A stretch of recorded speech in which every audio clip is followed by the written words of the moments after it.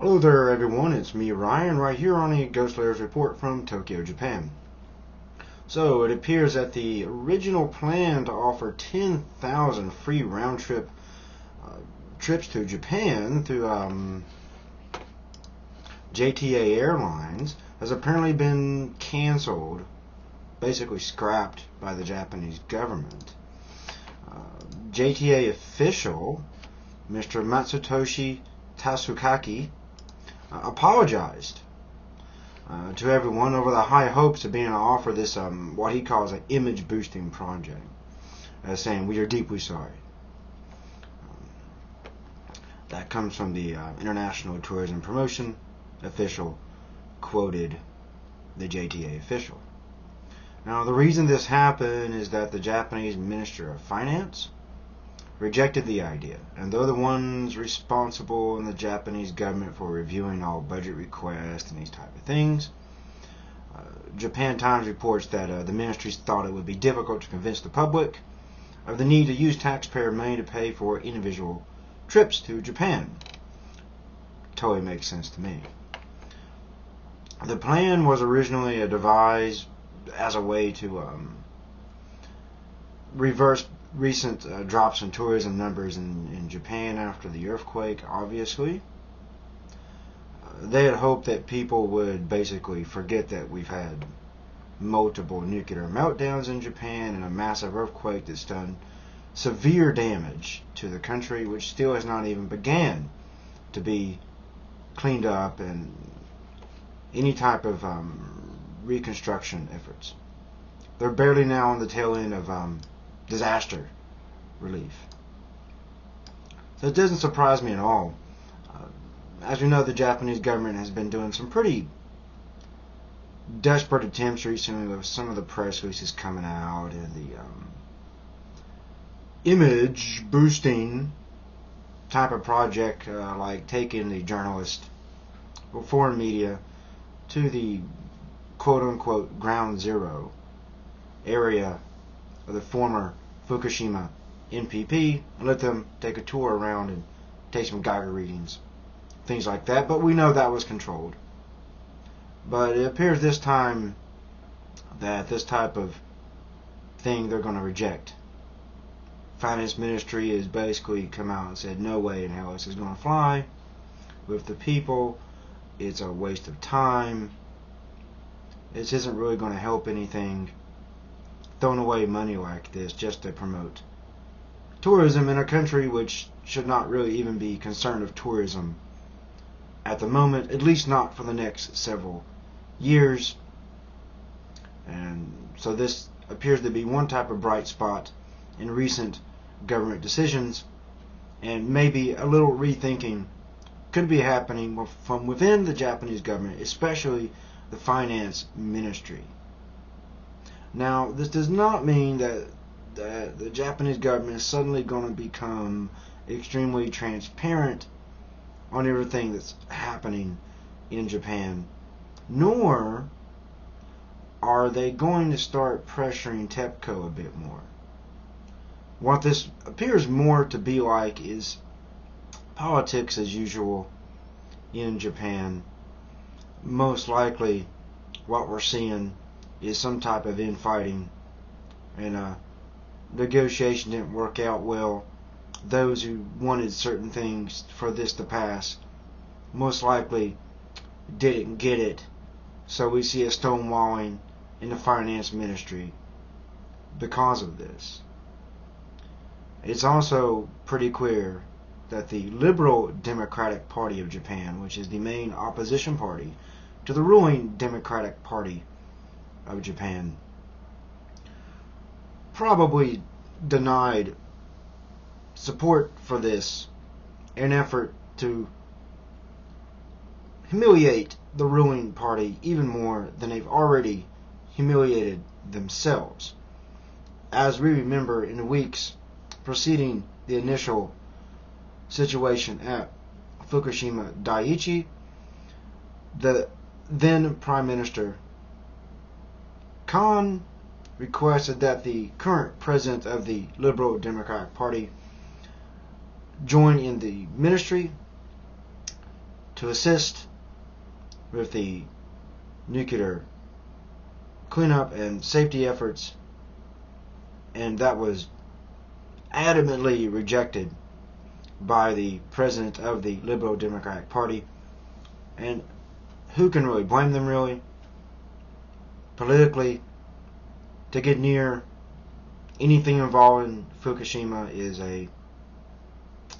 basically shooting yourself in the head and ruining future election opportunities. So basically, the Liberal Democratic Party can simply sit back and reject these type of ideas. And some of them are a good thing they rejected. This was obviously a waste of time and effort and nothing more than image boosting. But what they'll continue to do is sit back and reject ideas like this and then point it out that the Liberal Democratic Party cannot get much done, to further their own chances and to regain even more power than they've already regained after their defeat by the Democratic Party of Japan, where the LDP had basically been the ruling party of Japan ever since post-war days. So they'll be savvy. This party is very smart. They'll sit back and just let the Democratic Party of Japan struggle and fail in all their efforts.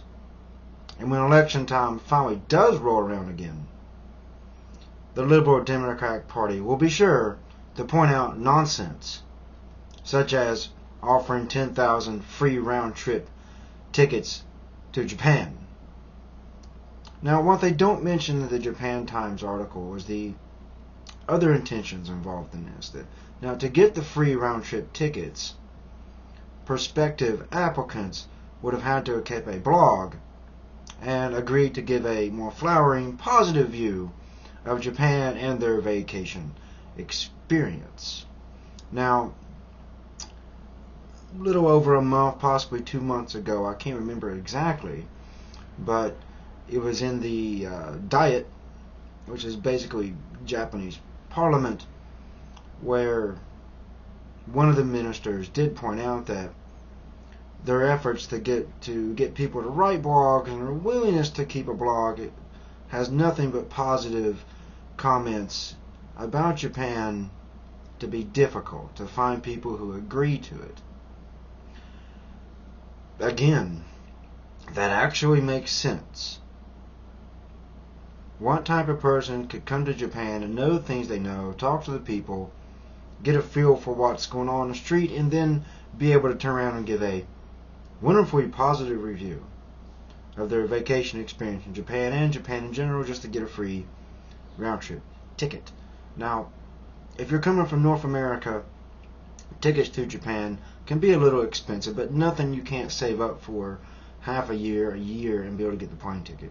If you're coming from Australia, which is another major tourism population for Japan, it doesn't cost that much for them to get a plane ticket, so they're not missing out much. And as far as Asian visitors, Asian tourists, it's under $1,000 in most cases to take a round-trip ticket to Japan for a week. So the incentive to kind of sell yourself out and just kind of talk about nothing but positive things about Japan just to get a free plane ticket apparently was not much of a incentive for people to bite the tasty cheese on the hook, as it would appear.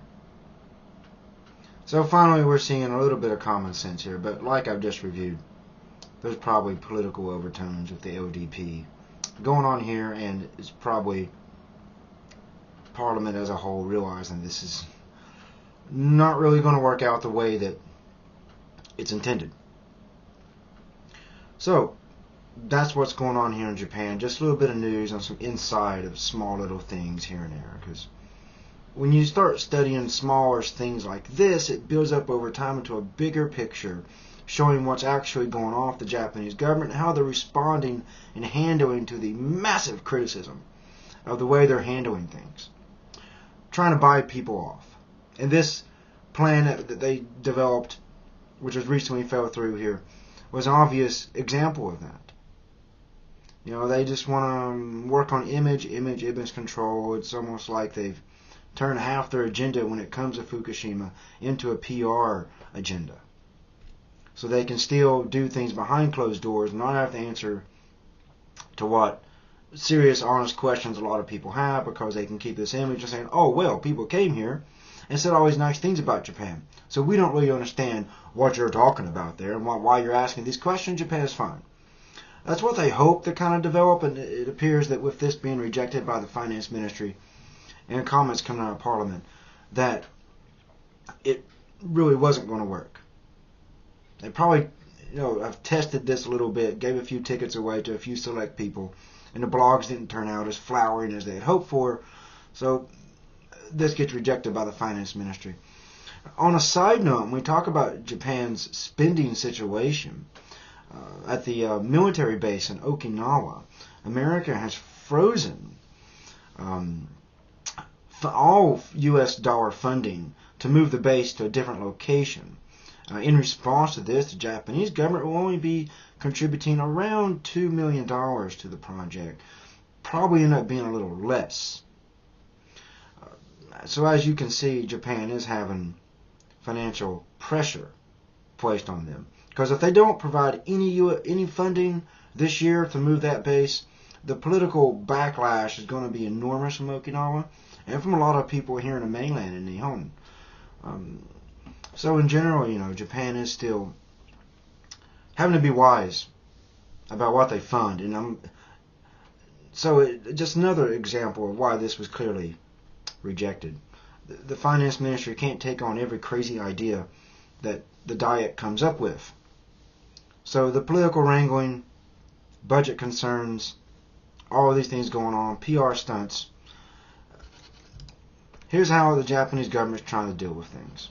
By trying to smooth everything over, and it's apparently not working out the way they planned. So that's all about the time I have for this edition of the Ghost Layers Report. Please leave a comment box below, and if you feel so froggy, well, leave a video response. As always, thank you so much for watching my videos. I hope you enjoyed, and I hope you subscribe to this channel. Until next time, this is Ryan from Tokyo, checking out.